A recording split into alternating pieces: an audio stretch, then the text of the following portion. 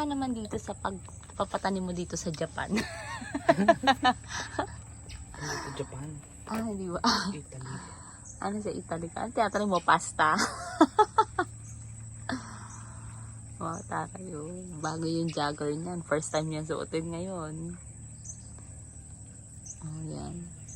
Suga-suga na. Oo, ano na naman? Umapaw na naman. Ikaw talaga lagi ka sobra-sobra.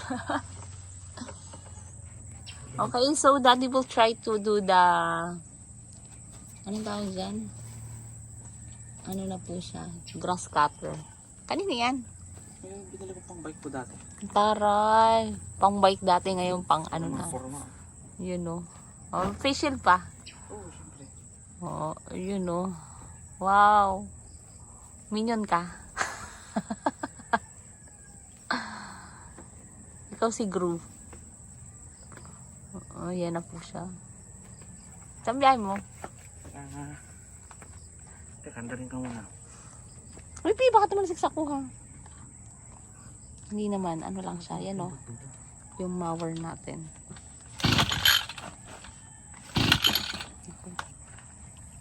Ano ba kailangan?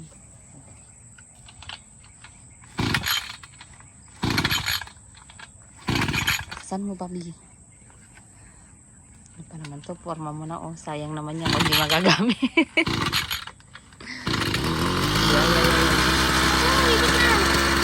Dati mo, patient ka muna.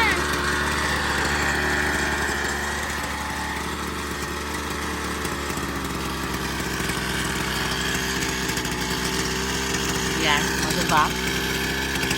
Hinahanapin yung asawa. Kompleto. Payat ka dyan, wala kang deek. Joke. Parang humina.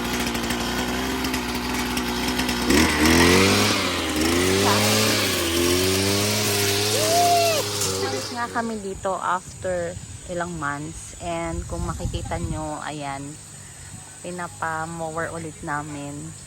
And grabe, ayan, nakat lahat yung mga ano, yung mga tanim kasi hindi nakita sa sobrang taas na ng damo. Ayan o.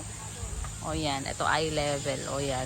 Mataas na yan guys, ayan. Kasi pababa itong lupa na to eh. So yan, kung makikita nyo yan, as in, yan, yung kalamansi, ilan yan tinanim namin. Pero ang dami naputol.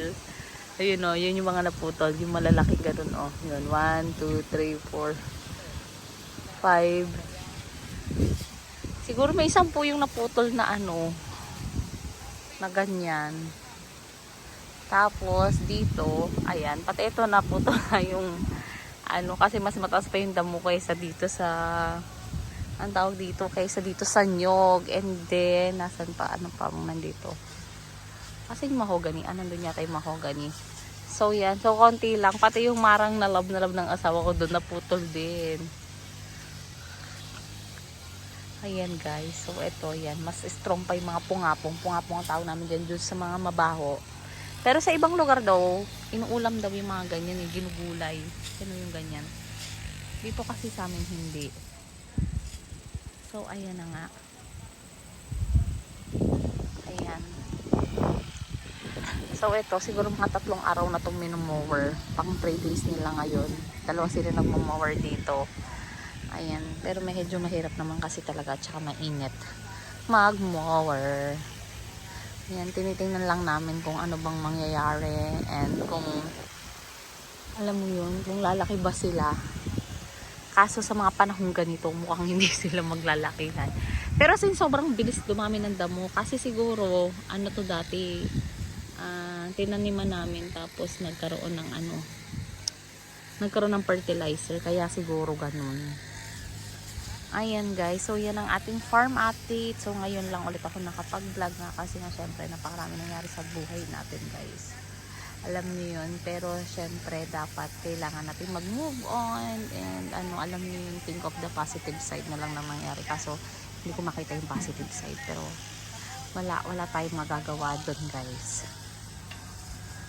So ayan, ito naman yung kila ate yan sa kabilang side. Nagpalagay siya ng kubo doon, tapos nagpaano siya, yun, nagpapatanim siya dyan eh. Ayan o. Ayan. Kasama mo, wala talaga. Ano gusto daw niya magka-terrarium? Kasi si Biboy artistic to. So yan. Kasi nakita niya tong mga yan oh. Lily floater. Ano yan? Lily floater. Para daw siya mga lily floater. Pero mga damo siya na maliliit. Yan oh. Diba? Sarap sa paa. Huwag mo lang maapakan yung mga ganito. Yung nahihiya ka pero nananakit ka. Yan, makahiya. Charis. So yan si Daddy, tinatanggalan na niya yung marang. Kasi yan yung super love niya. Kumakain ng ano daw. Tanong mo nga ano pang pwede pang spray. Ha? Ayaw nga no. Kinakain yung mga dahon. Ah, meron pa dun Daddy. Oh, yun oh. Daddy, yun oh. Yun oh. Alam nyo ba yan? Ano? Yun, yung parang pung-apong.